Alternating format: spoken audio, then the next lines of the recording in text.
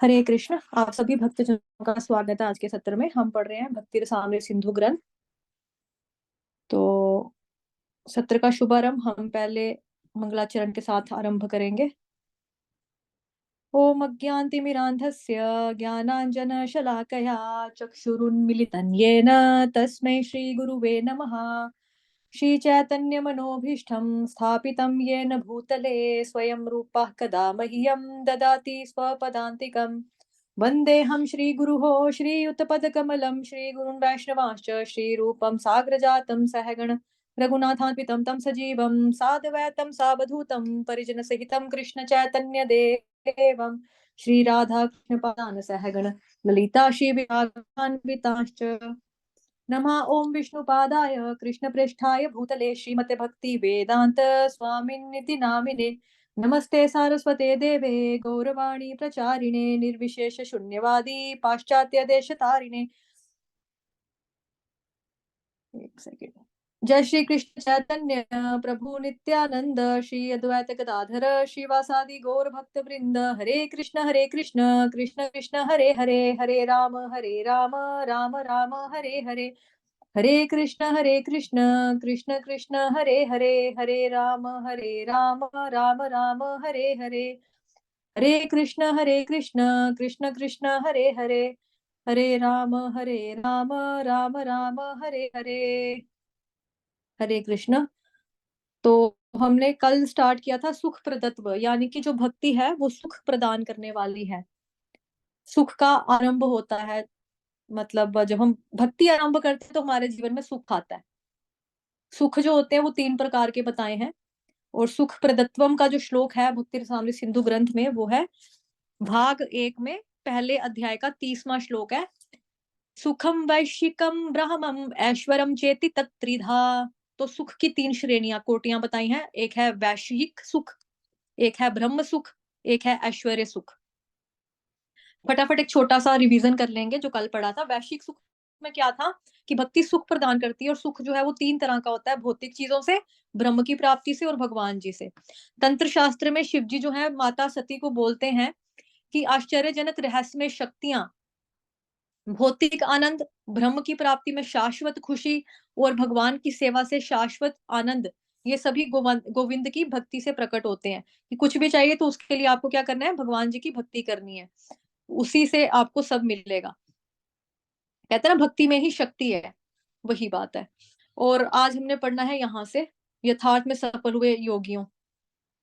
उससे पहले हम वो पढ़ लेंगे पेज नंबर 42, याद रखेंगे अगर मैं भूल जाऊं तो।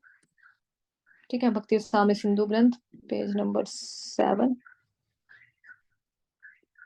मेरे पीछे रिपीट करेंगे। मैं सबको अनम्यूट कर रही हूँ, लेकिन प्लीज बाद में वापस अपने आप को म्यूट कर लेना क्योंकि शोर हो जाता है बहुत। और सभी लोगों से रिक्वेस्ट है कि सभी गाया की करें, क्योंकि क्लास में आकर तो सबको फायदा होना चाहिए ना। आप उच्चारण नहीं करोगे श्लोका का या गोस्वामियों के प्रति जो हमारा समर्पण है, या जो हम आशीर्वाद ले रहे हैं उनसे, उनको प्रणाम कर रहे हैं, तो प्रणाम करने के लिए मंत्र तो बोलना चाहिए ना। श्रीधाम वृंदावन के 6 गोस्वामियों को समर्पित मंत्र है ये। नाना शास्त्र विचारणैक गुणो सद्धर्म संस्थापको। गाइए। नाना शास्त्र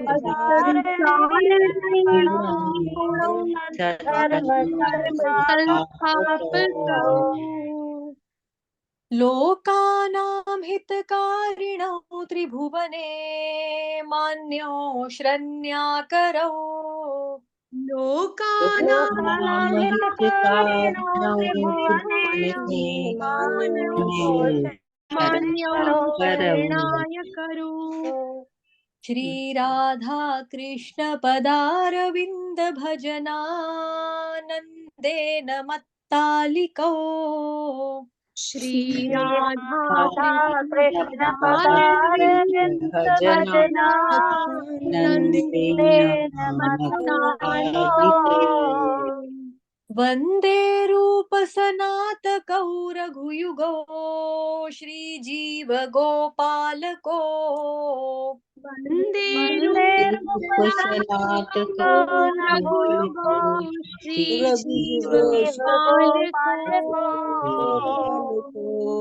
हरे कृष्णा। विनीता माता जी को छोड़ के बाकी सभी म्यूट कर लेंगे। विनीता माता जी प्लीज आप ये अनुवाद पढ़ लो जी अगर माता जी। जी।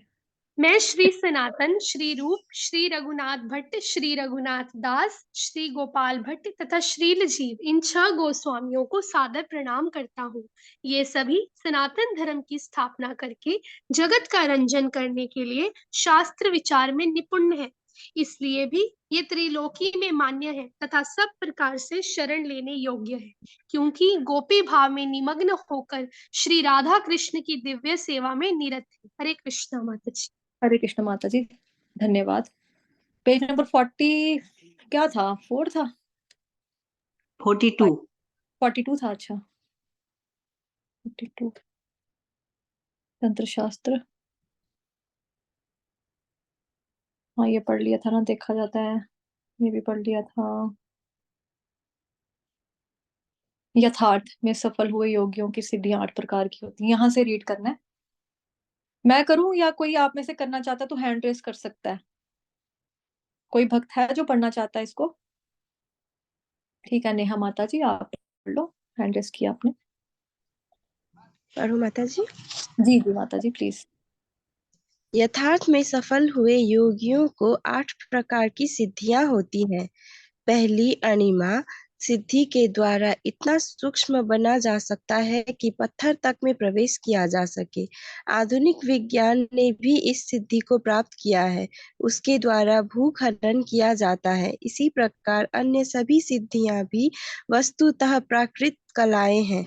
उदाहरणार्थ एक योग सिद्धि से मनुष्य इतना हल्का हो जाता है कि जलवायु में तैर सकता है। आधुनिक वैज्ञानिकों को इसमें भी सफलता मिली है। वे वायुमंडल में उड्डयन करते हैं, जल पर तैरते हैं और जल के नीचे यात्रा करते हैं। इन सब योग सिद्धियों की प्राकृत उपलब्धियों से तुलना करने पर स्पष्ट है कि वास्तव में प्राकृत वैज्ञानिक भी इन्हीं सिद्धियों के लिए यत्नशील हैं। अतः प्राकृत सिद्धि और योग सिद्धि में वस्तुतः कोई अंतर नहीं है। एक जर्मन मनीषी ने एक बार कहा था कि तथाकथित योग सिद्धियों को आधुनिक वैज्ञानिकों ने पहले ही प्राप्त कर लिया है, इसलिए उसकी उसमें कोई रुचि नहीं है। वह बुद्धिमानी से भारत आया और भक्ति योग के द्वारा भगवान से अपने नित्य संबंध को जाना। निस्संदेह योग सिद्धि की श्रेणी में कुछ ऐसी पद्धतियां भी हैं जिन्हें आधुनिक वैज्ञानिक अभी तक विकसित नहीं कर सके हैं। जैसे योगी सूर्य किरणों के द्वारा सूर्य में प्रविष्ट हो सकता है, इस स्थिति को लघिमा कहते हैं। ऐसे ही योगी अपने हाथ से चंद्रमा आदि नक्षत्रों को छू सकता है। आधुनिक अंतरिक्ष यात्रियों को चंद्रमा तक जाने में बड़ी कठिनाइयों का सामना करना पड़ता है, जबकि सिद्ध योगी केवल हाथ आगे बढ़ाकर अंगुली से चंद्रमा का स्पर्श कर सकता है। यह प्राप्ति सिद्धि है। इस शक्ति से युक्त योगी कहीं भी हाथ बढ़ाकर किसी भी अभिलाषित वस्तु को प्राप्त कर सकता है। किसी स्थान से चाहे वह हजारों मील दूर बैठा हो, परंतु यदि चाहे तो वहां पर स्थित उद्यान के फल खा सकता है। इसी का नाम प्राप्ति है। हरे कृष्ण आधुनिक माता वैज्ञानिक यहीं तक रखेंगे, थोड़ा जी माता जी। और चर्चा करेंगे। यहीं तक धन्यवाद आपका माता जी। हरि बोल नेहा माता जी के लिए। तो अभी तक जो हमने पढ़ा, यानी कि नेहा माता जी ने जो पढ़ा अभी, उसमें पहली 8 योग सिद्धियों के बारे में वर्णन किया गया है। तो पहली योग सिद्धि जो है वो बताई है अणिमा। अणिमा में क्या होता है कि शरीर को अत्यंत छोटा कर सकता है व्यक्ति। शरीर को सूक्ष्म यानी कि छोटा कर लेने की क्षमता को ही अणिमा कहा जाता है। ओके। दूसरा है महिमा। महिमा में क्या होता है कि शरीर को बहुत ज्यादा बड़ा बना सकते हैं, विशाल कर सकते हैं, उसकी ताकत हो जाती है। लघिमा। लघिमा में क्या होता है कि शरीर का जो बॉडी का जो वेट होता है वो इतना ज्यादा हल्का हो जाता है कि वो हवा से भी तेज गति से उड़ सकता है। और जो हवा में उड़ेगा तो दैट मीन्स कि वो अदृश्य भी बना सकता है। जैसे वो मिस्टर इंडिया वाली फिल्म में था ना, बचपन में था ना, एक फिल्म देखी थी अनिल कपूर की, मिस्टर इंडिया। तो उसमें वो क्या हो जाता था, अदृश्य हो जाता था, दिखता नहीं था। फिर है ईशिता सिद्धि। ईशिता का मतलब होता है आधिपत्य, यानी अपनी शक्ति किसी अन्य में संचारित करना, स्वेच्छा से किसी लोक का निर्माण अथवा संहार करना।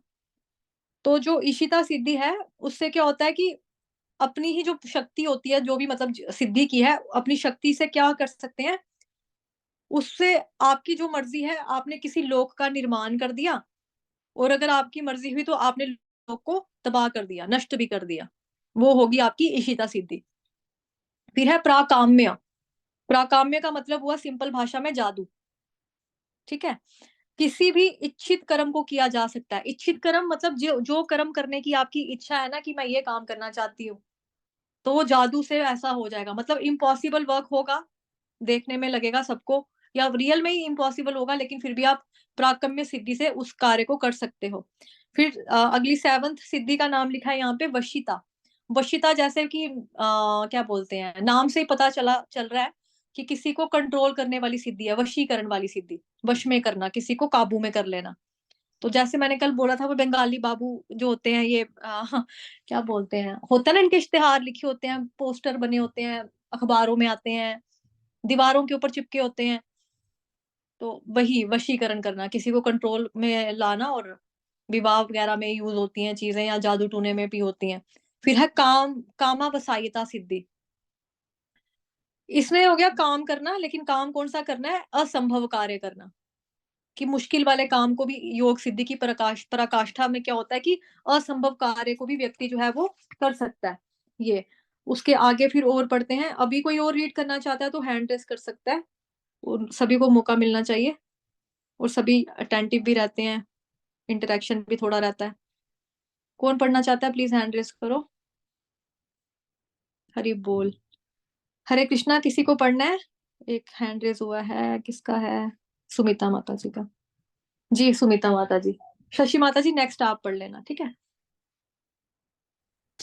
माता जी, हरे, ये वाली बुक हार्ड कॉपी में से पढ़ो या स्क्रीन से? जहां से आपका मन है, सेम ही है, सेम है। ठीक है, मैं स्क्रीन से ही पढ़ देती हूँ। ये आधुनिक विज्ञानियों से पढ़ना है ना? जी जी माता जी। आधुनिक वैज्ञानिकों ने परमाणु अस्त्रों का निर्माण कर लिया है, जो इस लोक के एक नगण्य भाग को नष्ट कर सकते हैं, परंतु इशिता नाम योग सिद्धि द्वारा संकल्प मात्र से किसी भी लोक का सृजन संहार किया जा सकता है। एक अन्य वशिता सिद्धि है, जिससे किसी को भी अपने वश में कर सकते हैं। ये एक दुर्धर वशीकरण सी है। कभी कभी देखा जाता है कि इस वशिता शक्ति की आंशिक सिद्धि वाला योगी जन साधारण में आकर सब प्रकार का अनर्गल बोलता है, जनता के मन को वश में करके धन अपहरण करता है और फिर भाग जाता है। एक प्राकाम्य नामक सिद्धि भी होती है। इसके द्वारा मन की कोई भी कामना पूरी की जा सकती है, जैसे नेत्र में जल को प्रवेश कराकर फिर वापस निकालना। योगी संकल्प मात्र से ऐसे ऐसे अद्भुत कार्य कर सकता है। योग शक्ति की सर्वोच्च सिद्धि कामावसायिया सिद्धि कहलाती है। प्रकाम्य शक्ति से जहाँ प्रकृति के अंतर्गत ही अद्भुत कार्य हो सकते हैं, इस शक्ति से प्रकृति विरोध अर्थात असंभव कार्य भी संभव हो जाते हैं। योग की इन सब प्राकृत सिद्धियों के द्वारा विशाल क्षणिक सुख उपलब्ध हो सकता है। आधुनिक प्राकृत उन्नति की चक्काचौंध से मोहित लोग मूर्खता पूर्वक समझते हैं कि कृष्ण भावना अमृत दौलत मंदों के लिए है। वह सोचते हैं विषय साधनों वाला मैं इनसे श्रेष्ठ हूँ, मुझे सुंदर आवास, परिवार और मैथुन का सुख प्राप्त है। वह नहीं जानते कि किसी भी क्षण वे अपनी प्राकृतिक सिद्धि से बाहर फेंके जा सकते हैं। अज्ञानवश उन्हें पता नहीं कि यथार्थ जीवन नित्य है। शरीर के तत्कालिक सुख जीवन के लक्ष्य नहीं है। अज्ञान रूपी घोर अंधकार के कारण ही लोग प्राकृत सुखों की उन्नति की चकाचौंध पर मोहित हो रहे हैं। धन्यवाद माता जी, यहीं तक। हरि बोल माता जी, हरे यहीं कृष्ण तक। Thank you so much. तो यहाँ जो लिखा है कि अज्ञानवश उन्हें नहीं पता कि यथार्थ जीवन नित्य है, शरीर के तत्कालिक सुख जीवन के लक्ष्य नहीं है। अज्ञान रूपी घोर अंधकार के कारण ही लोग प्राकृत सुखों की उन्नति की चकाचौंध पर मोहित हो जाते हैं, हो रहे हैं, आई मीन, ठीक है, हो रहे हैं। ये जो लाइन है, देखो जैसे ये लिखा है यहाँ पे, अज्ञानवश हम लोग नहीं जानते कि असली जीवन जो है वो शाश्वत होता है, यानी कि आध्यात्मिक जीवन के बारे में यहाँ पर बात हो रही है। ठीक है। दूसरा यहाँ पे लिखा है, किंतु लोग गहन अज्ञान के कारण भौतिक सुख की चकाचौंध भरी उन्नति से मोहित हो जाते हैं, है ना। तो जैसे जुगनू होते हैं ना, जुगनू क्या करता है, रात को चमकता है, रात को लाइट मारता है अपनी। तो हमको जुगनू, रात को जब हम देखते हैं जुगनुओं को, तो हमको सुंदर लगते हैं, हम अट्रैक्टिव हो जाते हैं उसकी तरफ, हम दौड़ते हैं। जब हम बचपन में भी देखते थे जुगनू को, हम दौड़ते थे ना उसके पीछे पकड़ने के लिए, कि लाइट वाला कीड़ा, लाइट वाला मच्छर, लाइट वाला मच्छर, हम ऐसे पकड़ते थे उसको। तो वो क्या होता था बेसिकली, हम हमारा अट्रैक्शन होता था जुगनू के प्रति, उसकी एक अंधेरे में लाइट के प्रति। लेकिन जब दिन होता था तो जुगनू को कौन पूछता है? दिन में हम जुगनू को कभी ढूंढते थे बचपन में? नहीं ना। जैसे दिवाली होती है, न्यू ईयर सेलिब्रेशन होते हैं, या किसी के घर में शादी पे हम लड़ियां लगाते हैं, लाइटों की लाइट लगाते हैं ना, लड़ियां लाइटों की। तो उसमें क्या होता है, जो लाइट्स होती हैं वो रात को ही अच्छी लगती है, दिन में सुंदर नहीं लगती हैं। जैसे जुगनू का एग्जाम्पल दिया, दिन में उसका अस्तित्व होता तो है बेचारा, लेकिन दिन में उसकी वैल्यू नहीं करेंगे ना हम लोग, क्योंकि लाइटें जो है वो रात को अच्छी लगती हैं, दिन में नहीं अच्छी लगती हैं। तो वही चीज है, अज्ञानतावश उन्हें नहीं पता कि यथार्थ जीवन नित्य है, शरीर के तत्कालिक सुख के जीवन लक्ष्य नहीं है। अज्ञान रूपी घोर अंधकार के कारण ही लोग प्राकृत सुखों की उन्नति की चकाचौंध पर मोहित हो रहे हैं। हरे कृष्णा। शशि माता जी आगे आप पढ़ लो, श्री भक्ति विनोद ठाकुर जी ने इस संदर्भ में कहा है। हैंड रेस करो माता जी, दिख नहीं रहा है। हाँ हाँ, हरे कृष्णा। शशि माता जी हैं या चले गए? हम्म, है तो सही। हरे कृष्णा। शशि माता जी आप पढ़ो, हरि बोल। पढ़ती हूँ। जी माता जी। श्री भक्ति विनोद ठाकुर ने इस संदर्भ में लिखा है कि प्राकृत विद्या की उन्नति मनुष्य को उत्तरोत्तर अधिक मूढ़ कर देती है, क्योंकि उसकी चकाचौंध से वह अपना यथार्थ स्वरूप भुला बैठा है। ये उसका नाश है। कारण मनुष्य जीवन का वास्तविक उद्देश्य प्राकृतिक बंधन से छूटना है। प्राकृतिक जड़ विद्या के विकास से लोग भव बंधन में दिन पर दिन और पड़ते जा रहे हैं, और उसके लिए इस महाविनाश से उद्धार की कोई आशा नहीं। हरि भक्ति सुदोदय में प्रहलाद महाराज भगवान नरसिंह से प्रार्थना करते हैं, देव आपके चरण विंद में मेरा बारंबार यही निवेदन है कि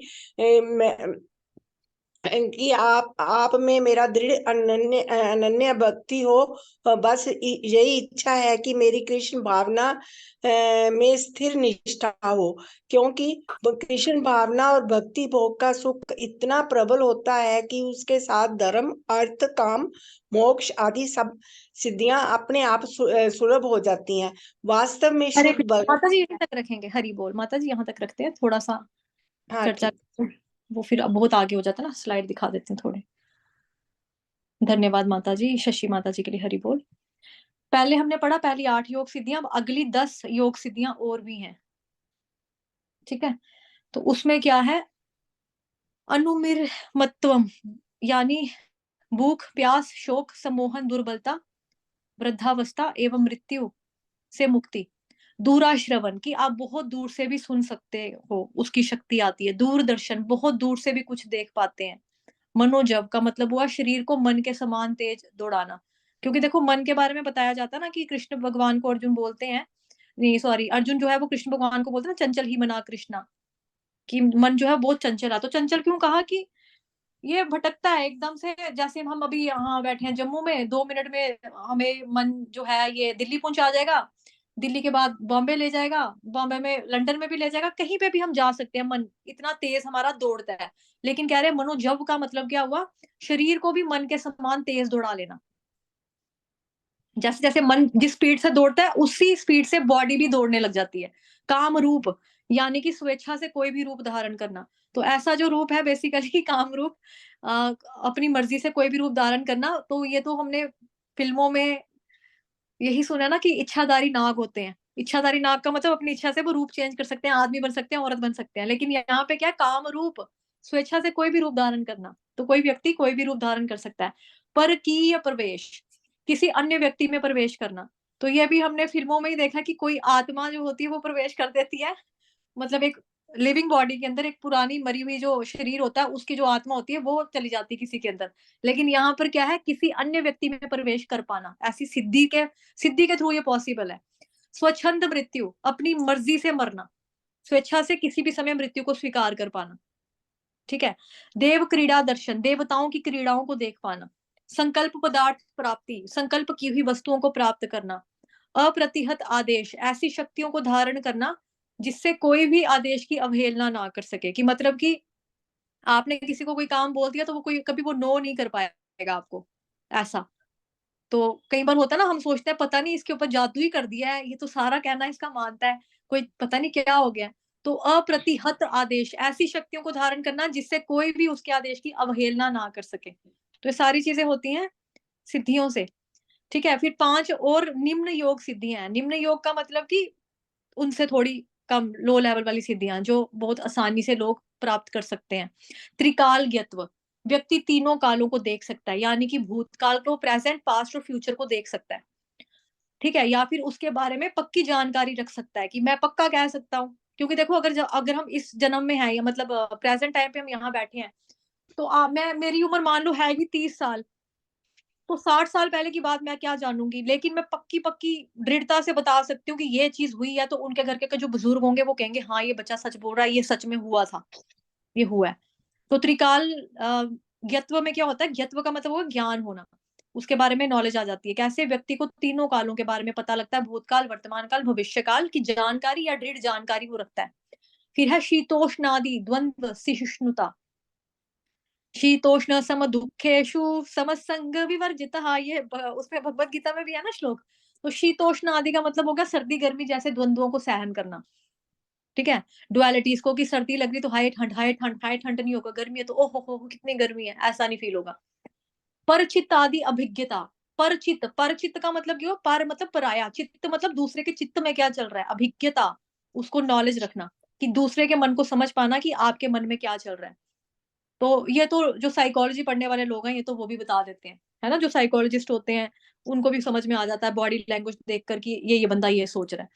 फिर है अग्नि सूर्य जल विष का प्रभाव स्तंभन, आग पीना, जल पीना, सूर्य या जल का किसी पे प्रभाव ना होना। ठीक है। जैसे दावन अग्नि का पान जो है कृष्ण भगवान अपनी लीला में करते हैं, है ना।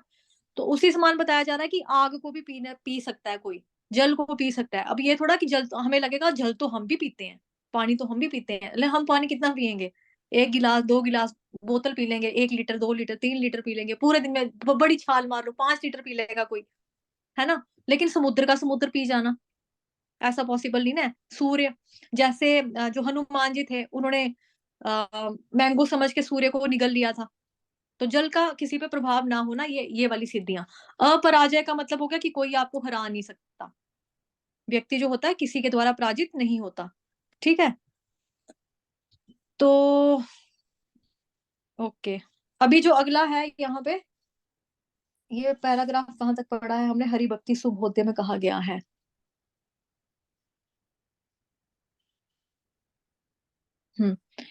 ये वाला, यथा हरि भक्ति सुधोय च भूयोपि याचे देवेश त्वयि भक्ति तडास्तु मे, या मोक्षांच चतुर्वर्ग फलदा सुखदा लता। हरि भक्ति सुधोय में भी कहा गया है, हे देवों के देव, मैं पुनः आपसे प्रार्थना करता हूँ कि मेरी आपके प्रति दृढ़ भक्ति हो। वह भक्ति एक लता है जो अर्थ धर्म काम मोक्ष और भगवान की प्राप्ति का भी सुख प्रदान करती है। ये चीज हमने पढ़ी है ना। तो 1 मिनट, ठीक है, इसके ऊपर 2 स्लाइड्स मिस हुई है ना, वो क्या है मैं आपको बता देती हूँ। श्लोक पूरा आपको सेम ही दिख रहा है ना। यहाँ पे 3 4 बार ये श्लोक मैंने रिपीट किया, बिकॉज क्यों किया, क्योंकि यहाँ पे 3 तरह के सुख के बारे में बताया ना, भौतिक चीजों से, ब्रह्म की प्राप्ति से, भगवान से। अभी तक जो हमने सुख के बारे में जो डिस्कस किया था वो पहला वाला था, क्योंकि देखो जो पहला वाला शुरू हुआ था ना जहां पर, वहां पे कलर जो था रेड अलग था, यहाँ पे भगवान वाला, यहाँ कलर रेड है तो दैट मीन्स कि यहाँ से भगवान वाला शुरू किया मैंने। ब्रह्म वाला जो होगा इससे पहले कहीं होगा, तो उसमें ब्रह्म के बारे में बताया होगा, ये ब्रह्म की प्राप्ति से। ठीक है, ब्रह्म की प्राप्ति से वाला, ब्रह्म की प्राप्ति वाला सुख, तो ये है। उसके बाद है सिद्धियां प्राप्त हो सकती हैं। कहाँ तक रीड किया था माता जी? उसके आगे पढ़ना है। अभी कौन पढ़ेगा? कोई और अन्य भक्त पढ़ना चाहता है तो हैंड रेस कर सकता है। ये जो है ना, यहाँ से नहीं पढ़ना है, ये अलग है। यहाँ पे एक्चुअली बुक में गलती हुई हुई है कि प्रिंट नहीं हुआ हुआ है। ठीक है, इसके ऊपर जिन जिन जिन के पास बुक है, जिन जिन बच्चों के पास बुक है, यहाँ पर लिखेंगे मोक्ष लघुता कृत। ये जो मैंने हेडलाइन किया ना, यहाँ ये क्या बोलेंगे, हाईलाइट किया ना, यहाँ पर लिखो आप लोग तीर बना के कि ये इसका नाम है मोक्ष लघुता कृत। जो हमारा आज का टॉपिक है वो यहाँ तक ही है। देश तिला अंजलि दे सकता है, यहाँ तक ही है।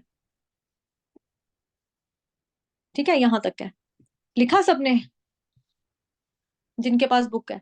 ये वाला आई थिंक हमने पढ़ लिया ना, वास्तव में शुद्ध भक्त इनमें से किसी भी सिद्धि की। अभी यहाँ से मैं आपको पढ़ाती हूँ जितनी भी सिद्धियों के बारे में हमने पढ़ा। 10-8 सिद्धियां, फिर योग सिद्धियां 8 थी, 10 थी, फिर उसके बाद अन्य सिद्धियां थी निम्न लेवल वाली। ठीक है, दोबारा देखते हैं कितनी होगी हमारी सिद्धियां।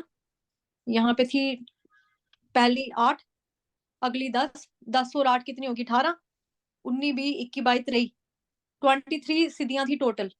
तो इसके बारे में भी क्या बताया गया है कि ये वाली सिद्धियां जो हैं भक्त को नहीं चाहिए। भक्त नहीं मांगता कि मेरे को ये दो वास्तव में। लेकिन भक्त कौन सा? शुद्ध भक्त।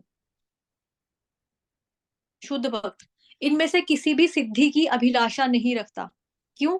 क्योंकि कृष्ण भावना भावित भक्ति योग का जो सुख है वो इतना दिव्य और अपरिमेय हुआ करता है कि किसी अन्य सुख की तुलना उससे की ही नहीं जा सकती। सिद्धांत है कि किसी भी अन्य क्रिया से मिलने वाला सुख का सागर तक कृष्ण भावनामृत के सुख के एक बिंदु के समान भी नहीं हो सकता। तो एक तरफ आपके पास पड़ा है सागर, एक तरफ पड़ी है एक बूंद। तो सागर की तुलना पानी की एक बूंद से नहीं कर सकते ना हम। तो वही यहाँ पे बताया जा रहा है उपमा के माध्यम से कि कोई मुकाबला ही नहीं है, कंपैरिजन ही नहीं है। ठीक है, सिद्धियों के बीच में और कृष्ण भावनामृत के बीच में। अतएव जिस मनुष्य को थोड़ा सा भी शुद्ध भक्ति योग का विकास कर लिया ना, जिस इंसान ने, जिस भक्त ने, मतलब उसको क्या होता है, वो धर्म अर्थ काम मोक्ष से मिलने वाले अन्य सभी प्रकार के सुख को सहज में इजीली तिलांजलि दे सकता है। कि मतलब कि तिलांजलि देना मतलब माचिस की तिली से आग लगाना टाइप। मतलब मेरे को नहीं चाहिए, स्वाहा नहीं चाहिए मेरे को ये। तो यही चीज यहाँ पे उन्होंने बताई है। उसके आगे थोड़ा सा और देख लेते हैं, कुछ है इसमें। एक बार बताओगे क्या लिखना था? पॉइंट। मोक्ष लघुता कृत, मोक्ष लघुता कृत। मोक्ष लघुता कृत। जी जी, वो जहाँ पे पहला पेज है ना, जहाँ से शुद्ध भक्ति का लक्षण चैप्टर शुरू हुआ था, उसमें भी हाँ आपको मिल जाएगा। जहाँ था ना, आप 6 पॉइंट बताए हैं, तो उसका हाँ पॉइंट नंबर देखो आप, 5वां नंबर मोक्ष लघुता कृत, 5वां नंबर लिखा है वहां पे।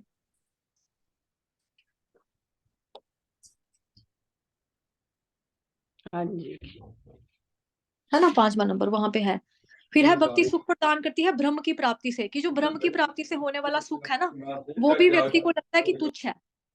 वो भी व्यक्ति कहेगा कि यार ये क्या है, कुछ भी नहीं है, ब्रह्म सुख में क्या है। क्योंकि ब्रह्म सुख में क्या होता है कि इंसान पहले, व्यक्ति तपस्या करता है, भगवान जी को मतलब कि निराकार के ऊपर ध्यान लगाता है। ठीक है, उसके बाद क्या करता है कि उनका मतलब होता है कि भगवान की जो अंग कांति, जो मतलब क्या बोलेंगे, भगवान जी की जो बॉडी का दिव्य प्रकाश है ना, उसके अंदर जाना। जब वो वहां जाते भी हैं, पहुंचते भी हैं, तो वापस उनको नीचे ही आना पड़ता है। उसमें कोई उन्नति नहीं है, वो उच्च लोकों में नहीं आगे बढ़ सकता। वो वहीं तक जाकर वापस ही उसको आना पड़ेगा नीचे, फिर भक्ति वापस से शुरू करनी पड़ेगी। ठीक है, और दूसरा तीसरा क्या है, भक्ति सुख प्रदान करती है। तीसरे नंबर पे भगवान की भक्ति करने से हमको सुख मिलता है। क्यों? क्योंकि भगवान गीता में बताते हैं ना कि जो देखो भक्ति के सुख के बारे में क्या लिखा है। भक्ति के सुख में लिखा है, all happiness in the material world has a beginning and an end. कि जो भौतिक जगत में हम, हमारे लिए खुशी होती है ना, भौतिक जगत की जितनी भी खुशियां होती हैं, उनकी एक शुरुआत भी होती है और उनका एक अंतिम समय भी आता है। जो आया है वो जाएगा।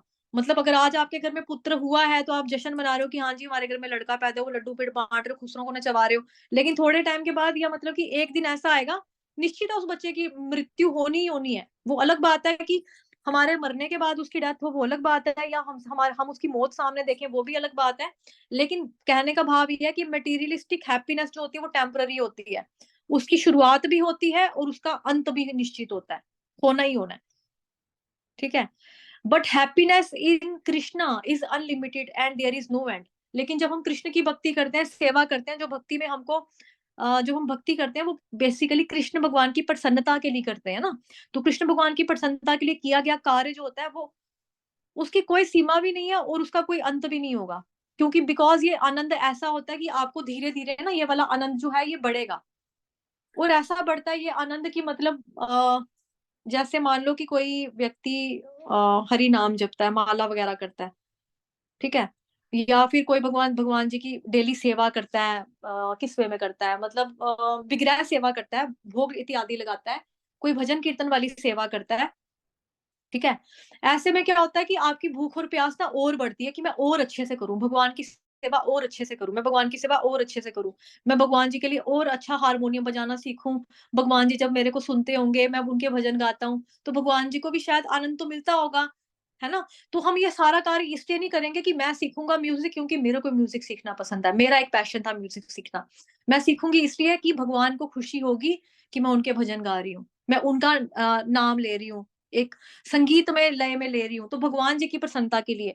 मेरे को खाना बनाना अच्छा लगता है, मेरे को खाना पसंद है, लेकिन मैं उस वक्त ये नहीं सोचूंगी कि मैं खुद खाने के लिए बना रही हूँ, अपने के लिए बना रही हूँ, मुझे होगा मैं भगवान के लिए बना रही हूँ, मैं डिशेस बनानी आ गई है मेरे को और दो चार सीखी है मैंने, लेकिन मैं भगवान जी को भोग लगाऊंगी, भगवान बड़े खुश होंगे, तो भगवान की हैप्पीनेस हमारे लिए मेन चीज हो जाती है।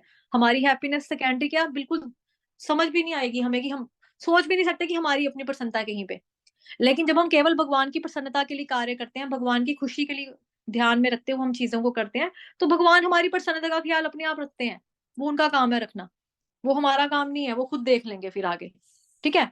तो भौतिक जगत में हर एक चीज की शुरुआत भी होती है और अंत भी होता है, लेकिन आध्यात्मिक जगत में हम सारे कार्य भगवान की सेवा के लिए करते हैं, उनकी प्रसन्नता के लिए करते हैं, तो उसका कोई भी अंतिम समय नहीं होता है, वो लॉन्ग लाइफ क्या मतलब जिंदगी के साथ भी जिंदगी के बाद भी रहती है। जैसे LIC वालों का ही लोगो है ना ये, जिंदगी के साथ भी जिंदगी के बाद भी। तो ये ऐसा ही है कि भक्ति जब तक कर रहे हो जिंदा रहते तब भी मजे में टनाटन, और मर के जब आपको आध्यात्मिक जगत में भगवान जी के पास जाएंगे तो वहां पर भी मजा है, वहां पर भी अच्छा है। तो भक्ति का सुख जो है वो इस तरह का हमें बताया गया। तो माता जी ये था थर्ड पॉइंट, यहाँ से आपको लिखना है मोक्ष लघुता कृत, जो है ना लिखा खोला बेचा, जो एग्जाम्पल दिया यहाँ पे बुक वालों ने नहीं लिखा है, तिलांजलि दे सकता है ना, इसके आगे से लिखना आपने खोल बेचा नामक, ये इसकी हेडिंग लिखनी है आपने मोक्ष लघुता कृत, ठीक है, स्पेलिंग देख लो यहाँ पे है, सभी लिख लेंगे बुक पे।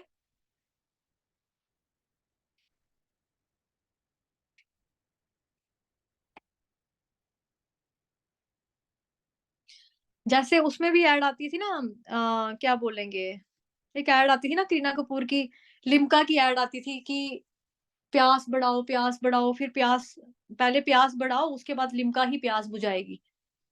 बट देखा जाएगा ये Limca Coca Cola Fanta Pepsi कुछ नहीं प्यास बुझाएगा आपकी, क्योंकि भक्ति की जो प्यास होती है कभी बुझती ही नहीं है, ये और मन करता है करने का, ये और ज्यादा मन करेगा,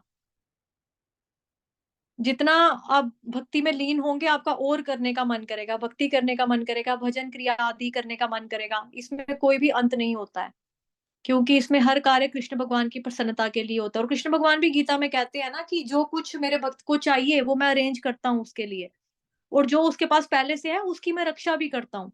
तो दीन बंधु दीना नाथ मेरी डोरी तेरे हाथ वाला एटीट्यूड एक भक्त का होना चाहिए, कि हमें उन्हीं के साथ ही पूरा जो है उन्हीं के ऊपर सौंप कर ही सब कुछ चीजें हमें करनी है, भक्ति इत्यादि भी अगर करनी है तो उनके ऊपर ही सौंप कर करना है, उनको बस यही करना है, कहना है कि आप बस मैं सिर्फ क्या क्या बोल देंगे, सिर्फ और केवल आपकी भक्ति ही करना चाहती हूँ, इसके अलावा मेरी और कोई नहीं है।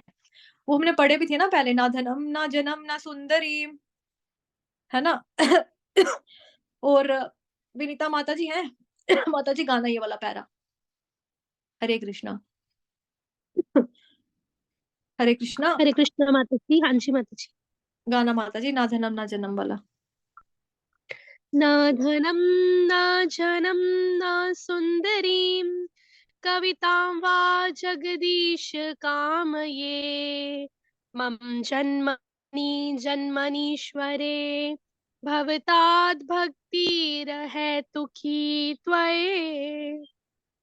हाँ माता जी धन्यवाद। और भी था ना एक आई वरण देव, वो वाला माता जी, दामोदर लीला वाला एक श्लोक था ना, जिसमें वहां पे भी बोलते हैं कि मेरे को मोक्ष की कामना भी नहीं करते, मैं तो केवल जी आपकी भक्ति करना चाहता हूँ। तो ऐसे ही भाव हमारा होना चाहिए।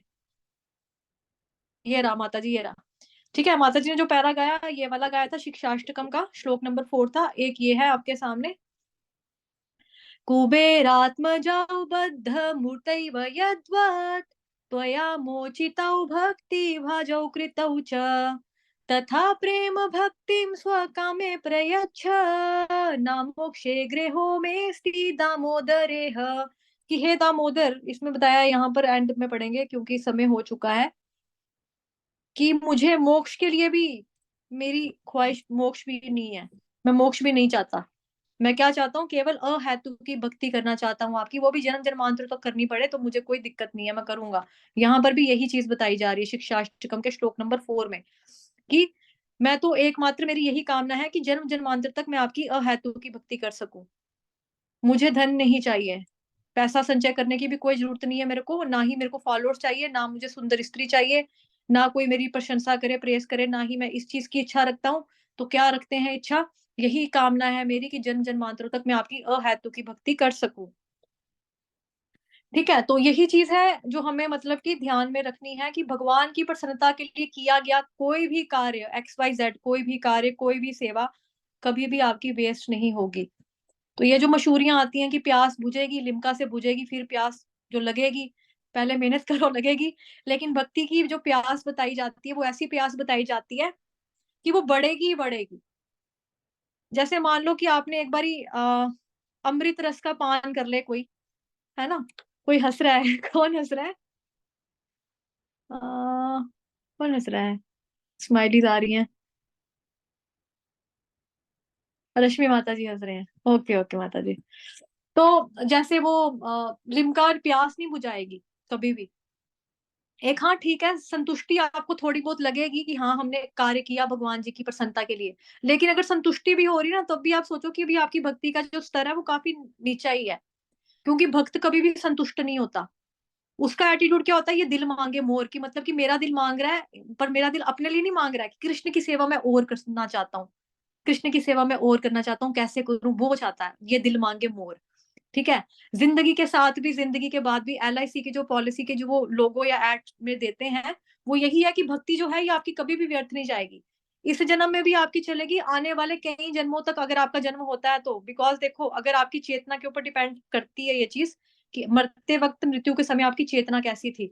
अगर तो आपकी कृष्ण भावना, भावी वाली चेतना थी, तो आप गोलोक में जाओगे, तो उसके बाद तो दोबारा नीचे नहीं आओगे। यद गत्वा न निवर्तन्ते तद धाम परमम मम, ये बोला ना भगवान जी ने भगवत गीता के श्लोक 15वें चैप्टर में, है ना, 15 चैप्टर में भगवान ने बोला है। तो फिर भगवान जी का जो धाम है वो ऐसा ही है कि जहां बंदा एक बार जाता है वहां से लौट कर नहीं आता। और यहाँ पर भी सेवा हम कर रहे हैं, तिलक इत्यादि लगाते हैं, कंठी धारण करते हैं, धोती पहनते हैं, जो प्रभु जी लोग हैं, माता जी लोग साड़ियां पहनते हैं। ठीक है, अर्च विग्रह की सेवा करते हैं, भगवान जी के लिए प्रसाद बनाते हैं, भोग बनाते हैं, फिर प्रसाद के रूप में उसको ग्रहण करते हैं। ये सारी ट्रेनिंग जो है हम इसीलिए कर रहे हैं कि हम अगर चले जाएंगे ऊपर तो वहां पे जाकर भी तो सेवा करनी है। यहाँ हमने सीखा होगा, यहाँ कुछ किया होगा, यहाँ करना आता होगा, तभी तो वहां जाके कर सकेंगे। तो आध्यात्मिक जगत में हमारा कुछ भी डिस्ट्रॉय नहीं होता कभी भी, लेकिन भौतिक जगत इसका टोटली अपोजिट है। यहाँ पे आज जिस चीज से आपको खुशी मिल रही है ना, कल वही आपके दुख का कारण भी बन सकती है, या दुख का कारण अगर नहीं भी बनेगी तो बोर तो हो ही जाओगे, बोर तो हो ही जाते हैं। मान लो कि मेरे को रसगुल्ला पसंद है खाना, मैं कितनी बार रसगुल्ला खा लूंगी, एक दिन में 2 बार खा लिया, 3 बार खा लिया, उसके बाद कोई मुझे गुलाब जामुन भी दिखाएगा ना रसगुल्ले के बदले, ये मैं कहूंगी ना, मेरा मीठा खाने का मन नहीं कर रहा। क्योंकि हम लोगों का स्वभाव ही ऐसा है, ना हम नमक खा सकते हैं, ना हम मीठा खा सकते हैं, हमको चाहिए चेंज। हमारा हमारे हमको चेंजेस चाहिए, हमको खट्टा भी खाना है, हमको मीठा भी चाहिए, कभी कभी हमको फीका भी चाहिए, कभी कभी नमकीन भी चाहिए, कभी चटपटा भी चाहिए। तो इंसान ऐसा बनाया भगवान ने, मतलब कि हम बनाया तो चलो ठीक है, भगवान नहीं बनाया, लेकिन हमने अपनी बॉडी को उस हिसाब से बना चुके हैं। मतलब गलत आदतें जो डेवलप की हैं हमने, कि हमको चेंज चाहिए, हमको मीठा भी चाहिए, नमकीन भी, या फिर वेराइटी चाहिए, कि ये भी चाहिए, वो भी चाहिए, वो भी खाना, ये भी खाना, फिर भी हमको संतुष्टि कभी नहीं होगी। आज राजमा चावल खाने का मन है, कल पिज्जा खाने का मन करेगा, परसों मैगी चाहिए। ये तो फास्ट फूड, जंक फूड के नाम ले रही हूँ मैं लेकिन वही है ना कि जो चीज जिसको पसंद होगा तो वो तो वही खाएगा। किसी को गोलगप्पे खाने हैं, अच्छा खट्टा खट्टा बहुत हो गया, अभी चलो मीठे की तरफ जाएंगे, अब आइसक्रीम खा लेते हैं। ये तो सिर्फ जीभ की इंद्रियों की बात हो रही है। इसी हिसाब से जो बाकी हमारी इंद्रियां वो भी ऐसी ऐसी नाचने चाहती हैं। किसी को आज पिक्चर देखने का मन है, कोई सोचेगा नहीं यार फिल्में बड़ी देख ली, थोड़ा सा चेंज करेंगे, चलो आज मंदिर चल जाते हैं। लेकिन मंदिर का क्या है कि उनको थॉट आया थोड़ी देर के लिए, फिर चला जाता है। भगवान के दर्शन अगर कोई लगातार करता रहे, सोचो कि मतलब उनके चरणों में इतना कुछ है कि उनके चरणों में सब कुछ बना हुआ है। भगवान जी के जो दिव्य चरण है, उसके जो सिंबल हैं, उसपे तरह तरह की चीजें हैं, तो वो हर एक चीज की शिक्षा भी है, हर एक चीज का महत्व है, इंपॉर्टेंस है। जैसे भगवान जी की जो आईब्रोज ही अगर कोई देखता है, किसी के अंदर अगर काम वासना बहुत ज्यादा है, ठीक है, उसको सताती है काम वासना, बहुत तंग करती है, तो अगर वो खाली भगवान जी के श्री विग्रह की जो आईब्रोज होती है भगवान की, उसी के ऊपर अपना फोकस करेगा, तो उसकी काम वासना जो होगी धीरे धीरे खत्म हो जाती है। लेकिन ये चीज हमें थिएटर में जाके तो खत्म नहीं ना होगी। जैसे आजकल एनिमल मूवी लगी है, एनिमल एनिमल मूवी देखेंगे जाकर तो क्या होगा, अपने का एनिमल ही, अपने अंदर का एनिमल ही बाहर आएगा ना निकल कर। लेकिन भगवान जी जो है वो हमारे अंदर अलग अलग सद्गुणों का विकास करते हैं। जैसे भक्ति करने से हमारे अंदर सद्गुणों का विकास होता है, ये हमने पढ़ा था, परसों के सेशन में था या चौथ के सेशन में था, कि भक्ति से सद्गुणों का विकास होता है। शबरी में जहां पे मैंने आपको कहानी भी सुनाई थी ना, ये देखो सद्गुणों का विकास, ये पढ़ा था हमने। शुभदा 4 तरह के होते हैं, सद्गुणों का विकास। आज हमारा शुभदा वाला लेक्चर पूरा खत्म हो गया, ये प्रीणनम, अनुरक्तता, सद्गुण और सुखम वाला। तो इसमें मैंने आपको एग्जांपल दिए थे कि एक तो सद्गुण का विकास में उसका बताया था ना, शबरी माता की कहानी, हाँ ये वाली थी, ये सुनाई थी एक स्टोरी आपको। तो और भी बताया था कि सद्गुण कौन से होते हैं। भगवान जी ने 16वें अध्याय में हमको दैवी और आसुरी स्वभाव के बारे में डिटेल में बताया है। श्लोक नंबर 16, सॉरी चैप्टर नंबर 16 के श्लोक नंबर 1 से लेके 3 तक में। श्री भगवान उवाच अभयम सत्व संशुद्धिर्ज्ञान योग व्यवस्थितिः दानन्दमश्च यज्ञश्च स्वाध्यायस्तप आर्जवम् अहिंसा सत्यमक्रोधस्त्यागः शान्तिरपैशुनम् दया भूतेष्वलोलुप्त्वं मार्दवं म्रीरचापलम् तेजक्षमा धृतिः शौचं मद्रोहो नातिमानिता भवन्ति सम्पदं दैवीम् अभिजातस्य भारत। तो ये 26 देवीय गुणों के बारे में भगवान जी बताते हैं। तो एक और मैं आपको टिप देती हूँ थोड़ी सी, कि मतलब कि अगर हमें अपने अंदर दैवीय गुणों का क्या बोलेंगे, दैवीय गुण लाने हैं, अपने अंदर प्रकट करने हैं, कि हमारे अंदर भी ये जो 26 गुण है, कुछ तो हमारे अंदर आ जाए। अभी किसी के अंदर एक होगा तो दूसरा नहीं होगा, किसी के अंदर 25 होंगे जो मतलब ज्यादा हाई लेवल का होगा, 25 होंगे लेकिन टोटल 26 नहीं होंगे, किसी के अंदर 4 ही है, किसी के अंदर एक ही है। किसी ने पहला, जैसे मान लो मैंने पहला पढ़ लिया, चलो ठीक है, अभयम सत्व, अभयम, हाँ ठीक है मैं डरपोक नहीं हूँ, हाँ ठीक है। दूसरा क्या है, सत्यम, अभयम सत्व, यार मैं सच तो हमेशा नहीं बोलता, मैं गृहस्थी वाला बंदा हूँ, मैं तो दुकानदार हूँ, मैं तो बिजनेसमैन हूँ, मेरी दुकान का सामान जो है वो 50 रुपए का आता है, मैं तो ग्राहक को 60 रुपए में बोलता हूँ, और मैं कहता हूँ अपने ही यही पड़ी है लागत, आपको 50 में कैसे दे दूं, 60 रुपए की तो मैं खरीद के लाया हूँ। सत्य तो मैं नहीं बोलता, शुद्धता तो मेरे अंदर नहीं है। तो ऐसे ऐसे करके हम सोच देख सकते हैं ना। तो बेसिकली ये जो भगवान जी ने हमको श्लोकास दिए हैं, और जो 12th चैप्टर का जो भक्ति योग है जो भगवान जी ने वो बताया है, ये बेसिकली हमारे लिए चेक बॉक्स है, चेक लिस्ट है, भगवान जी ने हमको दिया है, अपने अंदर चेक करो ये वाली क्वालिटी है, ये वाला गुण तुम्हारे अंदर है। अगर हाँ है तो ठीक है, आप भी दैवी गुण से संपन्न हो। नहीं है तो फिर आसुरी स्वभाव है। आसुरी वाला कौन सा होगा, क्रोध, सबको आता है, तो दैट मीन्स कि हमारे अंदर अभी तामसिक है ना हम लोग अभी भी। तो अपने आप को चेक अगर करना है तो ऐसे कर सकते हैं। और हाँ, जो टिप की मैं बात कर रही थी, अगर आपको डेवलप करना है ना अपने अंदर, उसमें क्या होता है कि जैसे श्रीमद् भगवद गीता के श्लोक हैं, ठीक है, ये बहुत गूढ़ बात है, श्रीमद् भगवद गीता का ये श्लोक है। एक ही श्लोक मान लो, जैसे पहला वाला श्लोक है, मान लो कि ये श्लोक आप रोज पढ़ रहे हो, रोज पढ़ रहे हो, रोज पढ़ रहे हो। अभी महीने में 365 दिन है, 365 दिन में भी आपने एक श्लोक रोज पढ़ लिया ना, आपको पता भी नहीं चलेगा, आपकी जिंदगी में वो अपने आप अप्लाई हो जाएगा। क्योंकि भगवत गीता के जितने भी प्रचारक हैं, ठीक है, इस्कॉन में जितने भी डिवोटीज हैं, बड़े बड़े सन्यासी हैं, वो सारे क्या कहते हैं, अपने आचरण में भगवत गीता को उतारिए, अपने व्यवहार में भगवत गीता को उतारिए, व्यवहारिक जीवन में भगवत गीता को लाइए, भगवत गीता को जियो।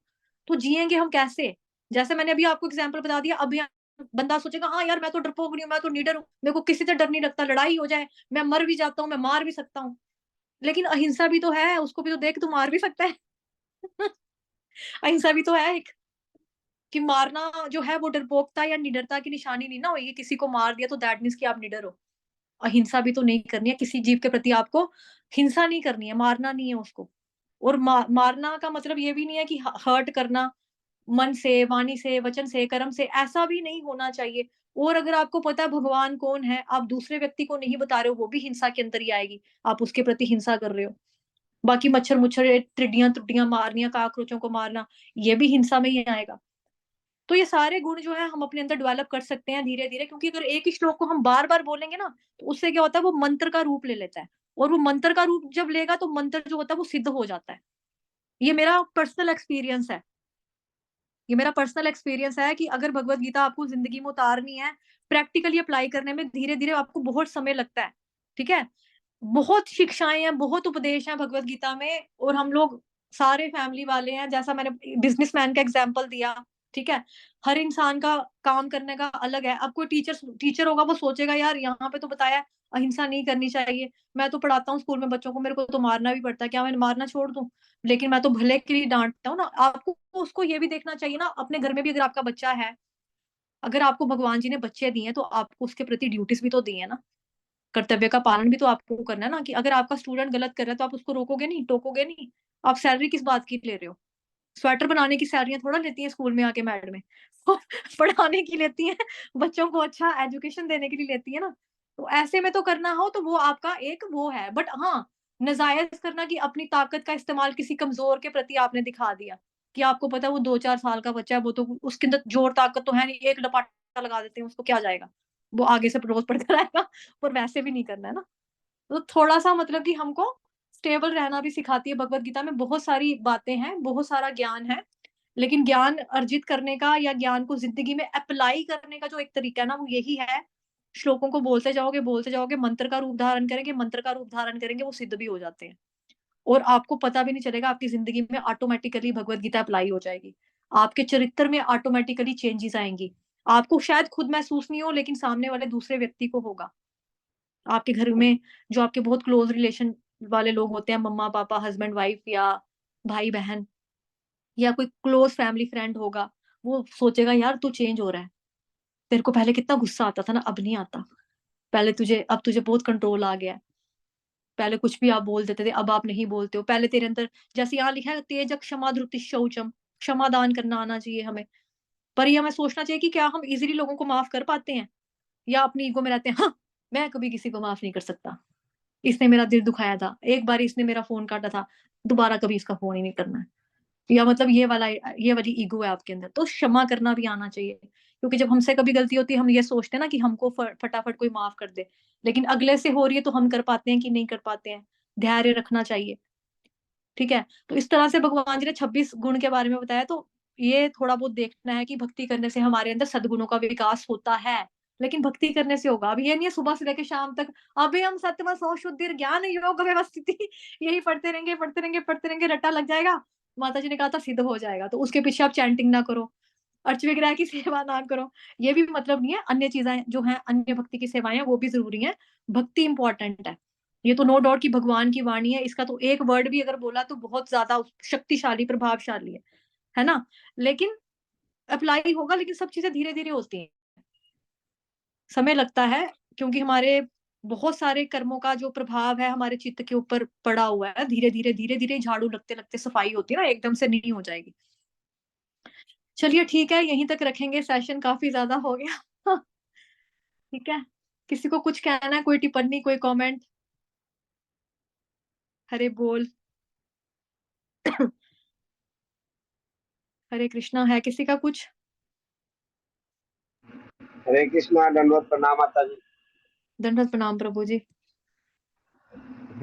माता जी, मैं तो आपका क्लास में तो सुनने की इच्छा बहुत होता है, लेकिन वैसा जगह मेरा ड्यूटी है जब मैं कुछ बोल नहीं सकता हूँ। ओके, कोई बात नहीं प्रभु जी। माता जी, जैसे हम तो इतना सुनता हूँ, सब कुछ सुनता हूँ, क्लास इतना, लेकिन पहले का पेशा हमारा भक्ति वो बढ़ना चाहिए हमको, और क्रोध और तरह तरह के विचार आता है, इसलिए क्या करने का? अभ्यास योगेन तु कौन्तेय, भगवान गीता में बताते हैं ना 6ठे अध्याय में अर्जुन को, अर्जुन भी यही कहता है कि चंचल ही मना कृष्णा, कि मैं करना तो चाहता हूँ लेकिन होता नहीं है, मन जो है वो चंचल है। जैसे आप कह रहे हो कि भक्ति तो करना चाहता हूँ लेकिन मन नहीं लगता, या मन आगे पीछे जाता है, वो जाएगा, लेकिन हमारा काम है उसको वापस खींच के लाना, भक्ति में लगाना। कभी कभी हमें मन को डांटना भी पड़ता है, कभी कभी हमें मन के साथ हमें बात भी करनी पड़ती है कि मन तू क्या चाहता है, मैं वापस 84 लाख योनियों के चक्कर में गिर जाऊं, वापस जन्म जरा मृत्यु व्याधि के चक्कर में फंसूं, वापस यही चाहते हो आप? तो मन को कभी कभी डांट भी लगानी चाहिए, कभी कभी उससे बात भी करनी चाहिए, कभी कभी मन को पैम्पर भी करना चाहिए। क्योंकि मन को अगर हम अपना फ्रेंड बनाएंगे ना, तो मन हमारे हिसाब से हमारा कहना मानेगा। जैसे मेरा कोई मित्र है, जैसे मेरी फ्रेंड विनीता माता जी है, ठीक है, विनीता माता जी को मैं बोलूंगी विनीता मैंने आज नहीं पढ़ाना है, मेरी तबीयत ठीक नहीं है, आप मेरी जगह क्लास लेना, वो कहेगी हाँ माता जी कोई बात नहीं मैं ले लूंगी। क्यों? क्योंकि वो मेरी फ्रेंड है ना, इसलिए वो मेरा कहना मानती है। अब अगर वो मेरी दुश्मन होगी, मैं उसको बोलूं विनीता मेरे बच्चे तू क्लास लेगी, कहेगी हाँ क्यों लूं, लेनी है लो, नहीं लेनी ना लो, मुझे क्या फर्क पड़ता है। तो मन को अगर हम ट्रेन करेंगे, क्योंकि मन की जो तुलना है शास्त्रों में की गई है चाकू के साथ। अगर वो चाकू जो है आपके डॉक्टर के हाथ में है, डॉक्टर किसी का ऑपरेशन करेगा, सर्जरी करके उसकी जान बचाएगा। अगर वो चाकू किसी क्रिमिनल के हाथ में है, वो किसी का मर्डर कर देगा। मन की तुलना बंदर के साथ की गई है ना। बंदर क्या करेगा, एक जगह से दूसरी जगह के ऊपर छलांगे लगाएगा। और ऐसे बंदर के साथ की गई है जिसको पहले शराब पिला दी हो, बंदर पहले ही इतने बदमाश होते हैं, उस ऊपर से बंदर को शराब पिला दी, ऊपर से बंदर को वो खिला, बिच्छू ने काट लिया हो, सोचो उस बंदर का हाल क्या होगा। तो वैसा वाला हाल हमारे मन का होता है। लेकिन प्रैक्टिस करना और एक ही चीज करते रहना, प्रैक्टिस करना, अभ्यास योगेन तो कौन से है, अभ्यास करते रहो करते रहो करते रहो। दूसरी बात भगवान ने सिखाई है भगवत गीता में 6ठे चैप्टर में, वैराग्य लाओ अपने अंदर। कुछ चीजों से आपको विरक्ति भी लानी पड़ेगी। मतलब जैसे हमको 4 नियमों का पालन के लिए बताया कि लहसुन प्याज मीट अंडा ये सब मना है, तो ये चीजें छोड़ दो तो ऑटोमेटिकली ग्रो होगा, है ना। ऐसा नहीं है कि नहीं होगा। भगवान अगर देख रहे हैं कि व्यक्ति जो है ये इतना वो मेहनत कर रहा है तो इसकी हेल्प नहीं करेंगे। हरि भक्ति विलास का जो है 11th कैंटो का 11वें अध्याय का 676 श्लोक है, जो अनुकूलस्य संकल्प प्रतिकूलस्य वर्जनम रक्ष्यतीति विश्वासो गोप्तृत्वे वर्णम तथा आत्मनिक्षेप कार्पण्ये षड्विधा शरणागति ही। कि शरणागति के 6 तरीके बताए हैं भगवान जी ने हरि भक्ति विलास में। शरणागति के 6 तरीके बताए कि कृष्ण के प्रति हम कैसे समर्पण कर सकते हैं। तो अनुकूलस्य संकल्प, जो चीजें भक्ति के अनुकूल हैं वो चीजें करनी है, जो चीजें भक्ति के अनुकूल नहीं है यानी कि प्रतिकूल है उसको छोड़ना है। वर्जनम, वर्जित है, अंडा लहसुन मीट प्याज ये खाना नहीं है तो नहीं खाना है, झूठ बोलना चोरी करना, मतलब धर्म में बहुत सारी चीजें हैं। हमें पता है कि मतलब भगवान को क्या चीज अच्छी लगेगी क्या चीज बुरी लगेगी, तो यही सोचेंगे। इस वक्त भगवान देख रहे हैं, अगर भगवान को पता लगेगा मैंने ये काम किया, भगवान को अच्छा लगेगा। भगवान को तो पता है कि मैं जाप कर रहा हूँ, मैं जपा कर रहा हूँ, लेकिन भगवान को ये पता लगेगा कि मैं तो जप करते करते कुछ और ही सोच रहा हूँ, तो भगवान को अच्छा लगेगा। जब हमारे अंदर ऐसी चेतना आनी शुरू हो जाएगी ना, भगवान देख रहे हैं, भगवान सुन रहे हैं, भगवान सोच रहे हैं, भगवान सब देख रहे हैं, तो हम ऑटोमेटिकली हमें कंट्रोल भी आएगा। कि हम, जैसे हमको कोई देख रहा है, मान लो हम छत के ऊपर खड़े हैं लेकिन हमको कोई नहीं देख रहा, हमने देखा आगे पीछे कोई नहीं है, मेरे नाक में खारिश हुई, मैंने नाक में उंगली डाल के खारिश कर ली, ठीक है, लेकिन मुझे पता लगेगा नहीं सामने तो फलानी आंटी खड़ी है, सामने तो वो अंकल खड़े हैं, तो मैं नाक के अंदर उंगली नहीं डालूंगी ना। मैं सोचूंगी नहीं अंकल आंटी देखेंगे सोचेंगे ये कितनी गंदी है। तो ऐसे ही अगर हम माला कर रहे हैं तो भगवान तो उस वक्त भी हैं। ऐसा नहीं होता कि भगवान उस वक्त नहीं हमें देख रहे हैं या गलत कार्य करते वक्त नहीं देखते। भगवान गीता में क्या कहते हैं 15वें अध्याय के 15वें श्लोक में, सर्वस्य चाहम हृदि सन्निविष्टो मत्त स्मृतिर्ज्ञानम अपोहने च वेदैश्च सर्वैरहमे वेदो वेदांत कृद्वेद विदेव चाहम। कि मैं प्रत्येक प्राणी के हृदय में परमात्मा के रूप में वास करता हूँ। अब जो परमात्मा हमारे दिल के अंदर ही बैठे हुए हैं, है ना, तो क्या उनको नहीं पता चल रहा है कि हमारा चित्त लग रहा है या कहीं और जा रहा है। बिकॉज ये वाली जो भक्ति हो जाती है ना, ये औपचारिकता की भक्ति कहलाई जाती है हमारी। कि हम भक्ति तो कर रहे हैं लेकिन भक्ति करते वक्त हमारा मन ही कहीं और है, मोबाइल में चला गया, क्रिकेट मैच में चला गया, कल स्कोर ये था, रात को जो फिल्म देखी थी वही अभी तक दिमाग पे छपी हुई है कि ये सीन आया था, ऐसे हुआ था, ऐसे हुआ था। तो भगवान भी भगवान उतनी ही मदद करेंगे जितना हम उनकी तरफ मदद मांगते हैं। अब भगवान को वो लगेगा हाँ ये फॉर्मेलिटी वाली भक्ति कर रहा है, तो फिर भगवान भी फॉर्मेलिटी से ही हमारे साथ पेश आएंगे ना। अगर उनको लगेगा नहीं ये तो सीरियस है, तो भगवान भी हमारी तरफ फटाफट दौड़े चले आएंगे। तो भगवान तो पहले ही कहते हैं आप एक कदम बढ़ाओ। जैसे सुमिता माता जी का फोटो देखो जो लगाया हुआ है इन्होंने, आई होप सब देख पा रहे हैं, सुमिता मंदन माता जी का। ठीक है, इसमें क्या है बताया हुआ कि भक्त को भगवान जी भवसागर से उठा रहे हैं, पार पार लेके जा रहे हैं, पकड़ रहे हैं मतलब, है ना। तो अगर कोई भगवान जी को, जैसे गजेंद्र मोक्ष की हम देखते हैं प्रार्थना की, हाथी जो होता है कैसे लड़ता रहता है मगरमच्छ के साथ, उसके बाद ऐसा टाइम आता है कि जैसे ही वो भगवान जी को कमल का फूल उठा के अर्पित करता है, तो भगवान जी फटाफट उसको लेने के लिए आ जाते हैं, देर नहीं करते हैं। तो भगवान की तरफ से तो कोई भी प्रॉब्लम नहीं होती है, प्रॉब्लम एक्चुअली हमारी तरफ से ही होती है। हम ही बेसिकली भक्ति को एक औपचारिकता की नजर से देखने लग जाते हैं कि ये फॉर्मेलिटी है। तो इस तरह का जो जप बताया है वो औपचारिकता का जप बताया है, उसका कोई फल नहीं है, कोई मतलब लाभ नहीं मिलने वाला है हमको, चाहे हम 10-10 साल करते रहें, 20-20 साल करते रहें, चाहे हम 80 माला करें, चाहे हम 70 माला करें। तो क्वांटिटी के साथ साथ आपकी जप की क्वालिटी भी इंप्रूव होनी चाहिए ना। अगर क्वालिटी ही इंप्रूव नहीं हो रही है तो दैट मीन्स कहीं ना कहीं तो कुछ लोचा चल रहा है, कुछ ना कुछ गड़बड़ हो रही है। बिकॉज देखो ये जो है ये हमारी है साधना भक्ति। साधना भक्ति में सबसे पहला स्टेप ही यही है, चैंटिंग हरे कृष्ण महामंत्र जो है ना, तो बहुत ज्यादा जरूरी है बताया हुआ। इसके अलावा तो कुछ भी मतलब कि बाकी चीजें तो मतलब स्टार्ट जो होता है, देखो भक्ति में आप कभी भी शुरुआत सोचोगे ना करने की, कहीं पर भी आप कभी आए होंगे भक्ति में, किसी से भी पूछोगे तो वो सबसे पहले आपको चैंटिंग करना ही बताते हैं कि आप माला माला के ऊपर हरि नाम का जाप करो, हरे कृष्ण महामंत्र का जाप करो। क्योंकि साधना भक्ति का सबसे ज्यादा इंपॉर्टेंट जो अंग है वो हरे कृष्ण महामंत्र का जाप ही करना है। क्योंकि कलयुग में यही एक रास्ता है जो हमको सेल्फ रियलाइजेशन की तरफ लेके जाता है और भगवान जी की प्राप्ति कराने वाला है। हरे कृष्ण आंदोलन जो है मूवमेंट, उसका भी देखो ना, उधर भी हरे कृष्ण में मतलब कि पहला भगवान के नाम पर ही बेस्ड है ना, वो भगवान के नाम पर ही आधारित है। प्रभुपाद जी ने इस आंदोलन की जो शुरुआत की थी भगवान के नाम पर ही की थी, है ना। और प्रभुपाद जी न्यूयॉर्क के टॉम्किन स्क्वायर पार्क करके था, वहां पे जाके कीर्तन करते थे, तो लोग अट्रैक्ट हुए उनसे और उनके साथ जुड़ गए। तो आज तक जो है इसका प्रचार प्रसार होता आ रहा है, आगे भी होगा और लोग चेंज हो रहे हैं। महामंत्र ही है आपको चेंज करने वाला। मन ना लगे तब भी जप करो, मन ना लगे तब भी जप करो, मन लगे तब भी जप करो, कुछ भी हो रहा है जप करो। ये मेरा स्टेटस था फेसबुक का, कुछ दिनों पहले डाला था मैंने। अगर आप मेरे साथ फेसबुक पे हैं तो ठीक है, नहीं तो मैं अपना फेसबुक अकाउंट खोल के मैं पढ़ती हूँ आपके लिए, कुछ लाइंस हैं। 1 मिनट रुको, फेसबुक, हाँ ये आ गया मेरा। जब आप जप करते हैं तो आपका मन पूरे ब्रह्मांड में भटक रहा होता है, फिर भी जप करो। जब आप जप करते हैं तो आपका मन अतीत और भविष्य में भटक रहा होता है, फिर भी जप करो। जब आप जप करते हैं तो आप कृष्ण के नामों पर ध्यान केंद्रित नहीं कर पाते हैं, फिर भी जप करो। आपको जप करने में कोई भी इंटरेस्ट नहीं है, फिर भी जप करो। आपकी कामुक इच्छाएं हैं, फिर भी जप करो। आप जप में अपराध कर रहे हैं, फिर भी जप करो। आप बेहतर जप करने के लिए कृष्ण से प्रार्थना नहीं कर रहे हैं, फिर भी जप करो। आप प्राय देर रात्रि में जप कर रहे हैं, फिर भी जप करो। तो क्यों उपरोक्त सभी बाधाओं के बावजूद आपको जप क्यों नहीं करना चाहिए? इसके लिए नाम जप के समान कोई व्रत नहीं है, इससे श्रेष्ठ कोई ज्ञान नहीं है, इससे ऊपर कोई चीज कोई साधना नहीं है। यही सर्वोच्च फल प्राप्त करने वाला है, ठीक है। इससे ऊपर कोई तपस्या नहीं है और यही शक्तिशाली है। इसके बारे में ये लिखा था मैंने, तो यही बात है कि जप करना ही हमारे लिए बहुत इंपॉर्टेंट है। एक बार सेम क्वेश्चन ना प्रभुपाद जी को भी किसी ने पूछा था कि प्रभुपाद जी चैंटिंग करते हैं ना तो मन नहीं लगता।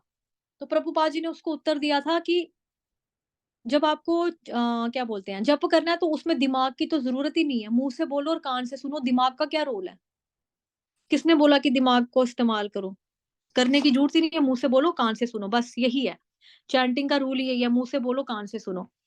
बट हाँ, अभ्यास करते रहेंगे, प्रैक्टिस प्रैक्टिस करेंगे और वैराग्य लाना, ये 2 चीजें बताई हैं भगवान ने, ऑटोमेटिकली होगा। आगे पीछे मन जा रहा है, शुरू शुरू में जाता है लेकिन बाद में उसके ऊपर कंट्रोल हो जाता है। आप क्या बोल सकते हैं उसको, भगवान जी का कोई चित्र देखते हुए जप कर सकते हो, उसके ऊपर फोकस करने की कोशिश करो, उसको देखते देखते मंत्र बोलो, उसके बाद आंखें बंद करके वापस उसी चित्र को देखने की कोशिश करो अपनी आंखों में, बंद आंखों से, मतलब कि देखने की ट्राई करो। तो ऐसा होगा और देखना भगवान जी आपको दर्शन भी देंगे। ऐसा नहीं है कि आपको उस वक्त आपका ध्यान नहीं लगेगा, लेकिन वो देते भी हैं बट वो कुछ सेकंड्स के लिए होता है, फिर उसके बाद वापस आपकी आंखें खुल जाती हैं। लेकिन आंखें अगर खुलेंगी भी ना तो फिर आपको वो जैसे पत्थर रगड़ने से वो चिंगारी उत्पन्न होती है, तो पत्थर रगड़ने की जो प्रैक्टिस है ना वो आपको करनी नहीं छोड़नी है। कि हाँ मेरे को याद है कि ऐसे पत्थर रगड़े थे तो आग लगी थी, वैसी ही आग जो है वो लगी रहनी चाहिए दर्शन करने की, कि भाई वापस कैसे होगा, वापस कैसे होगा। तो अभ्यास करेंगे तो होगा। Practice makes a man perfect. Prabhu ji, I hope clear किया मैंने। हरि बोल। किसका प्रश्न था? विनोद प्रभु जी आपका था ना? हरे कृष्ण, मेरा प्रश्न था माता जी। माता जी। जी, अभी पहले का पेजा बहुत मैंने पहले ठीक था माता, अभी 2 महीना से ड्यूटी हार्ड है, माला जैसे करता हूँ तुरंत सो जाता हूँ मैं। अभी ये आप वैष्णव अपराध है क्या है मालूम है? पहले जितना सुंदर से भक्ति होता था सब कुछ आता, अभी भक्ति में बोलते हैं ना, कभी कभी आरती भी छूट जाता है, मैं जब ड्यूटी में चक्कर में जल्दी जल्दी छोड़ के भाग के आ जाता हूँ। माला भी आप माला जैसे पकड़ेगा माता जी तो सो जाता हूँ। अब आप ये आर्मी में है शारीरिक प्रभु जी? प्रॉब्लम है कि कोई अपराध है, किसी बता सकता हूँ? प्रभु जी आप आर्मी में हैं?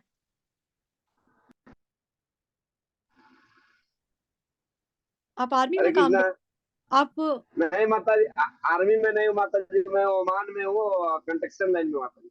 अच्छा अच्छा प्रभु जी। तो देखो, जब आपको नींद आती ना, जब के समय अगर बाई चांस नींद आ रही है, तो ये भी उचित है कि आप थोड़ी देर के लिए माला को छोड़ दो और सो जाओ। सोने के बाद जब फ्रेश उठोगे तब माला कर लो।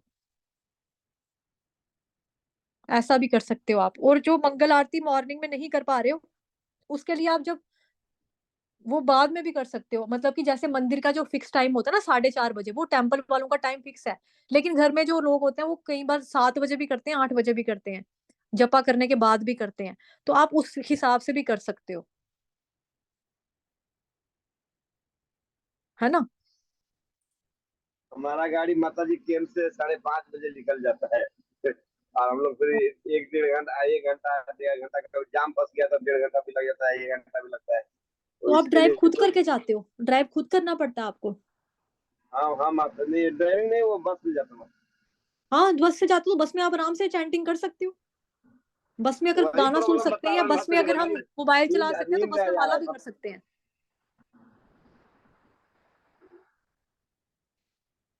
बस में ठीक माला भी कर सकते हैं। ठीक बाकी है माता जी, कोशिश करें, नियंत्रण में बाकी कोशिश देखो करते प्रभु जी, रहूंगा। 24 घंटे में ना, 24 घंटे की ड्यूटी तो किसी की भी नहीं होती है। पर्सनल टाइम हर एक व्यक्ति के पास होता ही है। भगवान ने सबको बराबर का समय दिया, थोड़ा सा मैनेज करना आना चाहिए टाइम को ना। थोड़ा सा मैनेज करो, टाइम टेबल बनाओ, तो किस वक्त आप फ्री हो उस हिसाब से देखकर आप जाप कर सकते हो, है ना? है ना ओके प्रभु माता जी? जी, हरे कृष्णा का नाम। हरे कृष्ण प्रभु जी, दंडवत प्रणाम। और किसी का कुछ प्रश्न है?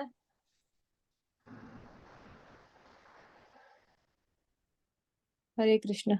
नहीं है? ऑफ कर दूं मीटिंग? चलिए ठीक है।